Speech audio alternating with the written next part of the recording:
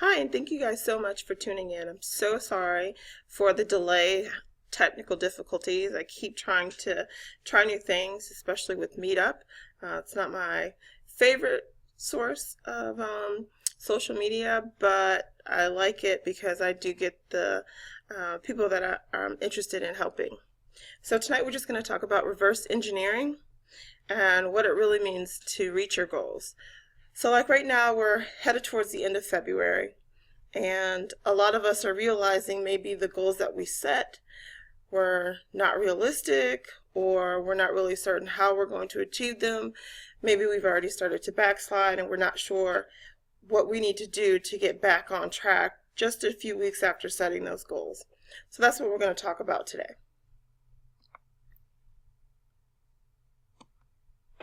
So what is reverse engineering? It's about taking a goal or final outcome and looking at the end result, or planning backwards.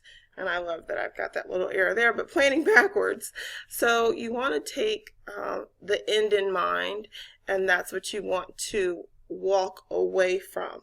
So if you're planning an event, let's say it's a wedding, you're not thinking, oh, the 17 stem roses on table 3 are going to be perfect. You're thinking, I want roses everywhere. So that's what you start with. You start with the end in mind. You start with the feeling that people are going to have when they come to your wedding. You start with the emotions. You start with the pictures that you'll look back at. And then you work backwards. What do I need to do to accomplish those feelings or those emotions? So always start from the top of the ladder and look down. Look down to where you have to go in order to get to where you are at the top of that ladder. So if you're looking from the bottom up, it's kind of hard to see all the steps that are ahead of you because you can't see the steps above you. But if you're looking from the top down, it's much easier to see all the things that you need to do in order to achieve that goal.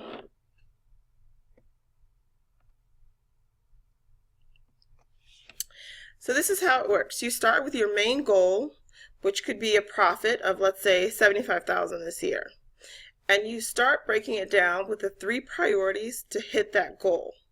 So in order for you to hit that goal, there are probably certain things that will need to happen. And I just used examples like 100 leads a month, network and engage 3 hours a week, and create direct connections and referrals.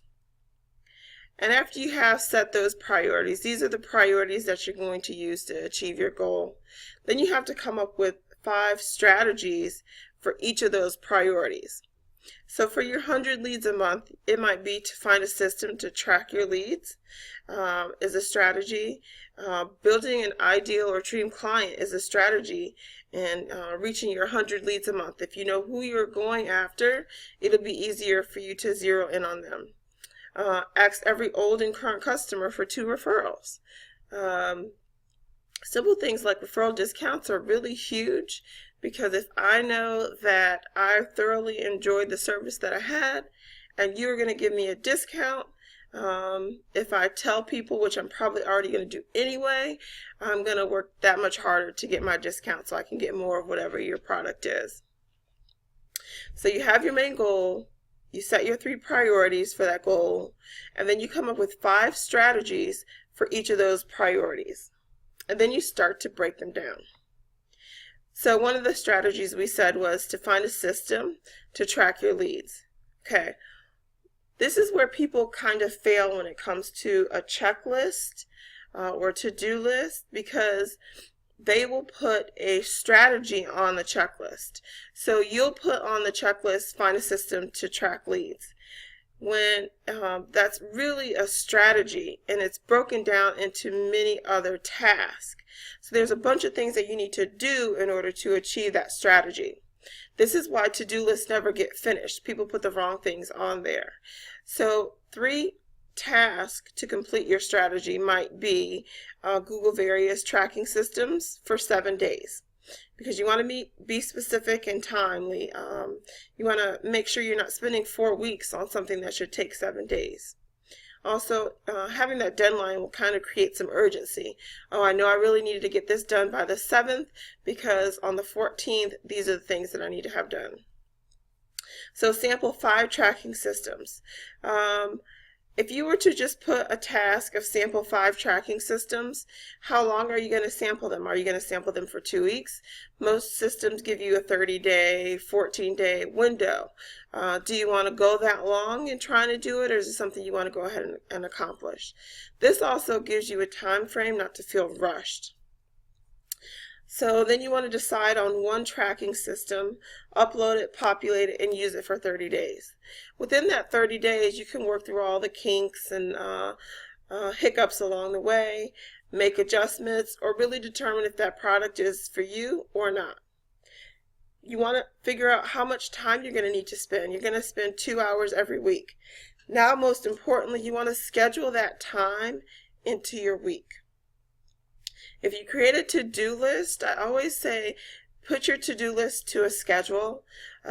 Just like you have to be at the dentist at 11 o'clock, you want to make sure that you're doing your lead system at 8 o'clock. Whatever schedule works for you, not for everyone else, because if it doesn't work for you, you're not going to stick to it.